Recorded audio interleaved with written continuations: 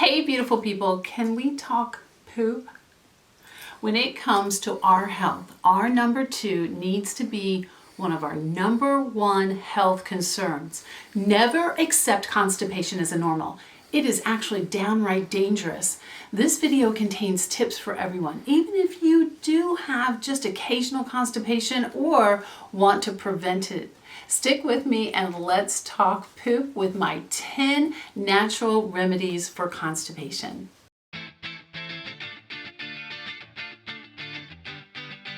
Hey there, this is Lindy Ford, registered dietitian, clinical and functional nutritionist and nutrition detective. So if you like this video, mash that like button. I would so appreciate it, and subscribe to this channel. We'd love to have you. And this is all about benefits for you. So our mission is really simple. It is revealing the truth about health and nutrition that leads you to greater freedom. So oftentimes I hear my patients say, I actually hear them say this, that they only go to the bathroom or they only have a bowel movement 2 or 3 times a week, and sometimes like once every 5 days. And I want to tell you that that might be their usual. That is not normal.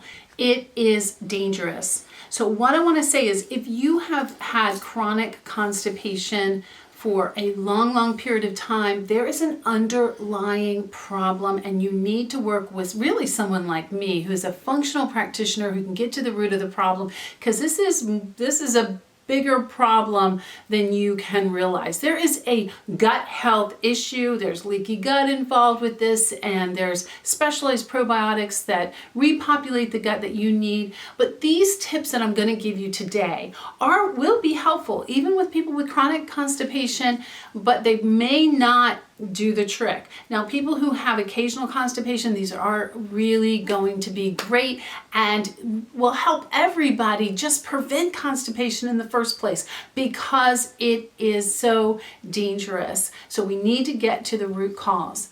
Never accept the fact that you don't eliminate daily. If you don't, you are exposing your body to a ton of toxins, and it's hard to lose weight. And the really bad part is, when you are constipated, it increases your risk of GI disease like colon cancer. And I know that one so well because my mom died at the ripe old age of 51 of colon cancer. So I take all of this very seriously. So let's get to my 10 tips for relieving and also preventing constipation. And I am going to actually leave my 3 most effective ones, the ones that I love the most, to the end. Number 1 is to consume lemons and lemon juice. Now, I just did a video on my daily habits. I drink a big glass of lemon juice every day, and this is one of the reasons. It stimulates peristalsis, and it just helps the food move through and flushes out waste. What lemon juice does, it stimulates the liver to produce bile, which helps with your digestion. Lemons are alkaline. You would think they would be acidic in the body, but they're very helpful, very healthy for the body because they're alkaline. So I am okay with doing fresh lemons in your cooking and drinking, but I again do the Lakewood organic. Number 2 is to drink an optimal amount of purified water. Bowel movements need water to help them pass easily and quickly through the GI system. When your stools are hard, they remain too long in the colon and they're difficult to pass. So you can hydrate yourself by just purified water, flavored seltzer waters without sweeteners, green teas as well as herbal teas, and anything that can hydrate you like that doesn't contain artificial sweeteners or sugars. Number 3 is to drink coffee. Organic coffee is a health drink in moderation. I know you think I have lost my ever-loving nutritional mind on that, but I have done my homework. And coffee contains a ton of antioxidants and nutrients that are good for you and for your liver. It decreases the risk of diabetes, and caffeine, according to several studies, is shown to stimulate the urge to have a bowel movement by activating contractions in the colon. Number 4 is to consume MCT oil, which is medium chain triglycerides. This oil is really, really special. Not only is it thermogenic, it helps to slim you down, but it softens your stools and helps stimulate intestinal contractions. I use the Now brand. I like the big 32-ounce one. And I have a link below for Wellevate, and that is my dispensary. And you can get any product that you would find in like a high-end health food store for 20% off, and that product is on there. So check that out, and if you like something on there, you can create an account. I put MCT oil in my coffee, so I'm getting that double benefit of the coffee and the MCT oil, and it is really great for your body. Number 5 is to use an herbal laxative occasionally. They do not create dependence in your body, and I really believe that they're safer than a prescription drug for constipation or even something like Miralax, which I am not a big fan of because it depletes a lot of our minerals and creates an imbalance in our system with our electrolytes.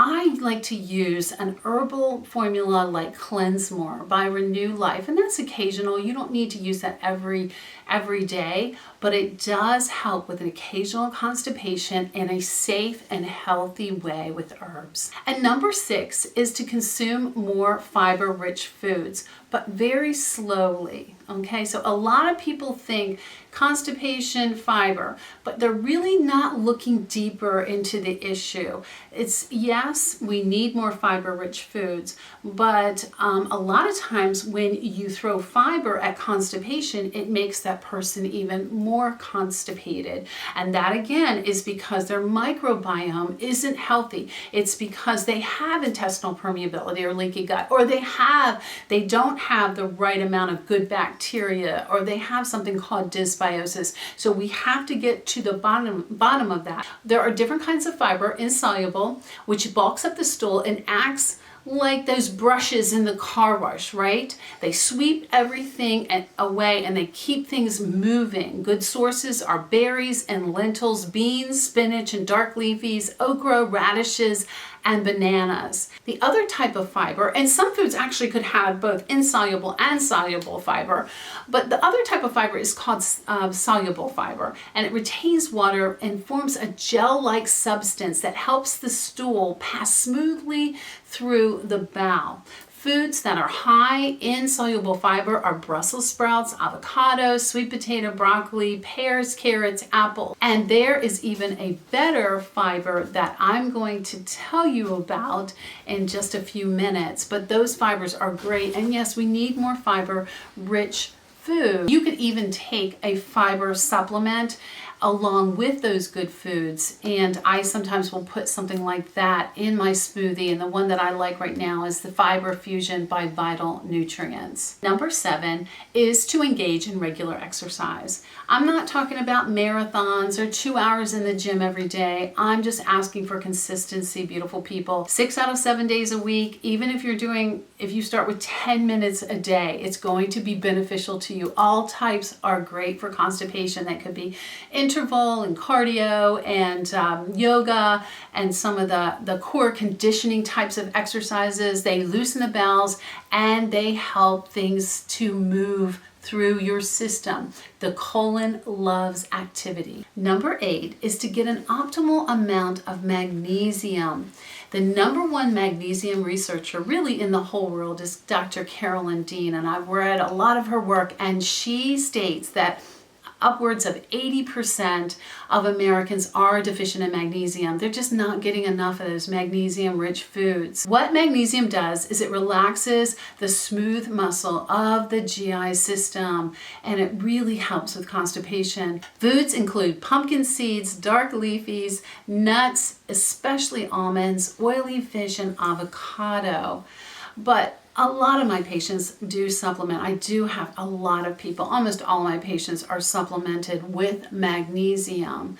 And don't even ask me about the dosage, because I only give specific dosages to my personal patients. I do not like to use oxide or citrate. Those are the ones that most practitioners use for constipation, but they can create an explosion, like a major explosion or the runs. So I like a gentler magnesium that's better absorbed for all the other things that magnesium is good for. And I'll link below. You must watch that magnesium video, because magnesium is more than constipation. It's like, anxiety and depression.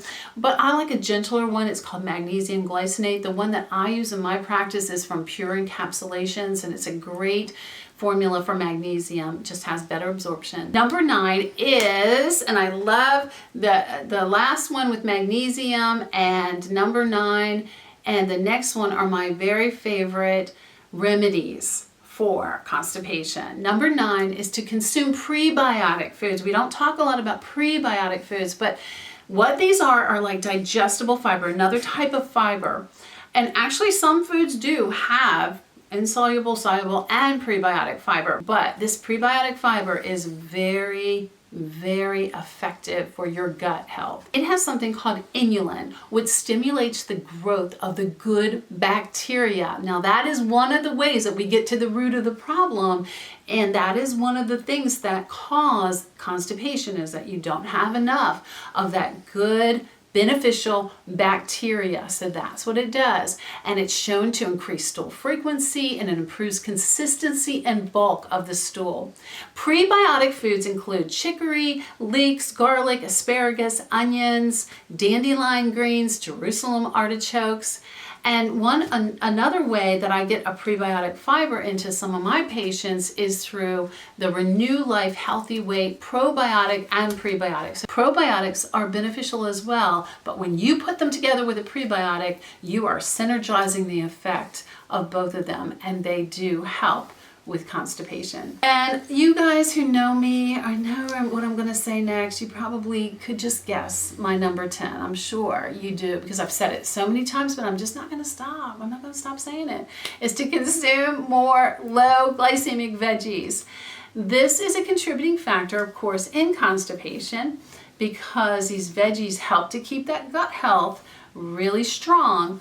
But what are they? They are everything but the starchy vegetables. So they're everything but corn, potatoes, peas, pumpkin, those kind of vegetables, which are fine in moderation, but I'm talking about the low glycemic vegetables.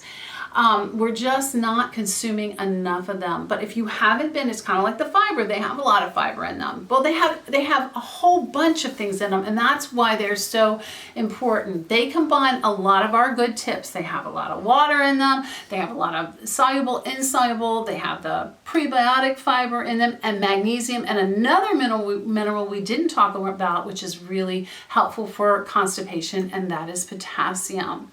So you just need to eat more, but you need to start slow. If you don't eat them at all, you need to start slow and work your way up. And I'm going to link 2 videos on how to help you get more in, and what are the benefits of these amazing, amazing vegetables that will do so much for your health. Not just help you poop, but they're going to do other things for you.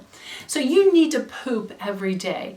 Again, this is important for weight loss and to prevent GI disease. So I really hope, beautiful person, that these tips have helped you make number 2 one of your number 1 health priorities. And I will see you in the next video.